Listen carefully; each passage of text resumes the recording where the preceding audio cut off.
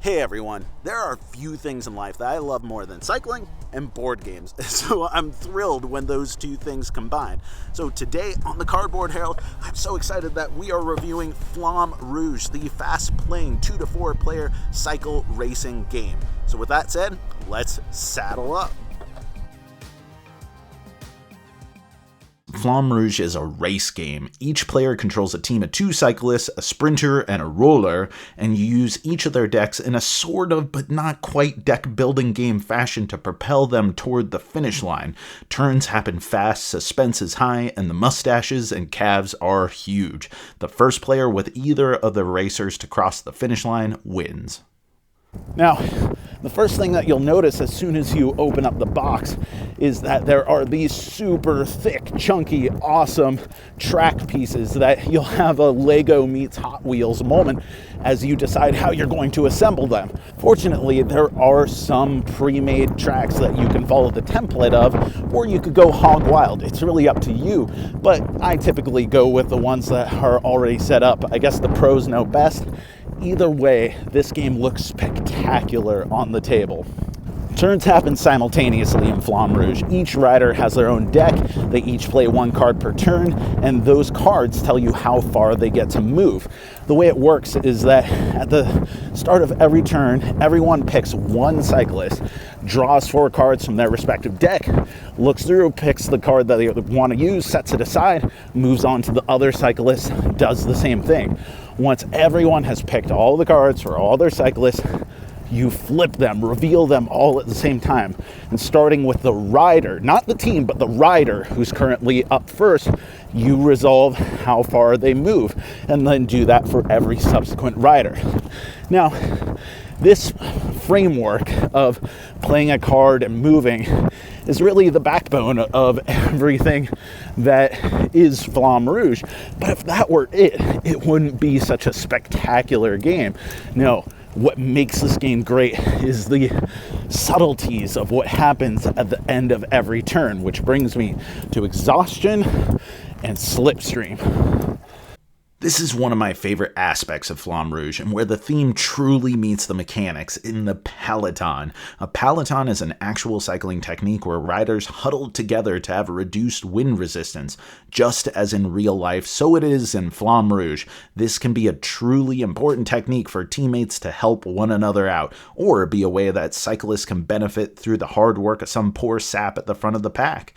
Once all riders have moved for their turn, you look at groups, and a group is to say riders who are not separated by 1 or more spaces. Then, starting with the group in back, you check for Slipstream. If they are exactly 1 space from the next group in line, you slide the group forward to make a bigger group. Then, if this new group is exactly 1 space away, they slide forward to make a mega group. This goes until no more groups are exactly 1 space from another. Then finally you check for exhaustion. All those lazy rats in the back benefited from Slipstream, but riders at the front of all remaining groups, in either lane mind you, they had to do all the hard work, and the stupid sucky exhaustion cards get added to their decks. The other magic of Flamme Rouge is that those cards that you played earlier in your turn, each card then is removed from play. You never get to play a card again. And as you're shuffling through your deck after you run out of cards, you're only getting the cards that you passed up. So you have to be really conservative about when you play your best cards. Now, outside of that, there's only one other chain whip that this game throws on your cassette, and that comes in the form of uphills and downhills. Now, Flamme Rouge will tell you that these are advanced techniques that should be reserved for more experienced players. They're certainly not on the introductory game, but I say that if you are familiar with either cycling or board games, period, then go ahead and throw them in, because again, as with everything else in this game, it's simple, it's approachable, it's intuitive, but it adds just enough depth to really make you hungry for every turn to play out, to see what happens. Uphills, outlined in red spaces, reserved for the backs of the tracks, the more advanced sides, they limit how far you can move, and you cannot get Slipstream off of them. So you're taking a look at them and you're thinking, oh man, I want to bust out this 9-space card. But nope, you're limited to a maximum of 5 spaces on uphill. Downhill is kind of the opposite, outlined in blue. No matter what card you play, you'll have a minimum of 5 spaces if you start your turn on downhill. And you also get to benefit from Slipstream. These slopes are just another example of how you can utilize your cards in real interesting ways to get the benefit out of them. And sure, no matter what, you're always moving forward, but trying to gauge what card to play in order to stave off exhaustion and benefit from Slipstream, stay in line with the other racers, it is a tight yet super rewarding balancing act that I absolutely love. Now, there are 2 things that I should mention before I unequivocally recommend this game.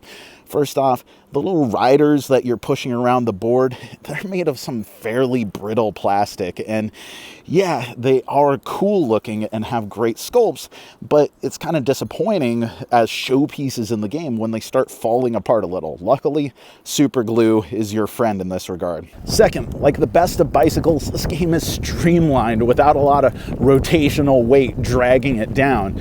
But what that means is that there aren't a lot of systems with interlocking strategies in order to play around with. There's no real multiple paths to victory. It's all about what you're going to do on the bike in that moment in a tight, exhilarating game. For me, within this framework, that is completely enough. And I think it works perfectly in order to have kind of the revved up energy that a racing game deserves. But if you're looking for something that allows you to approach the game in different ways or interact with different systems, then this isn't going to really be the game for you. But I find that the intense, fast pace of the game combined with the degree of control that you do have with the few systems at play makes me just want to play the game more and more. Ultimately, I find Flamme Rouge invigorating, thrilling, exciting, and the way that it intuitively adapts some really complicated ideas into something so approachable and friendly, great for new players, but also strategically complex and meaty enough. It is an awesome game, and that's aside from the theme. Well, no, actually, I love the theme, so that's in addition to the theme.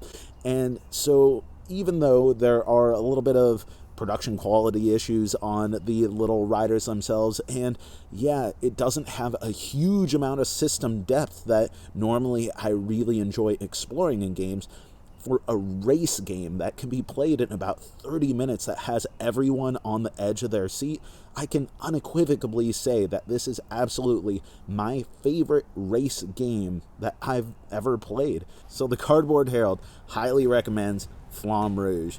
Let me know what you thought of the game. What did you think of the review? What do you think of bicycles? Let me know in the comments below. And if you enjoyed this review, check out our other stuff. And I'd really appreciate it if you decided to subscribe. So with that, once again, thank you for watching the Cardboard Herald. I've been Jack. You keep on cycling.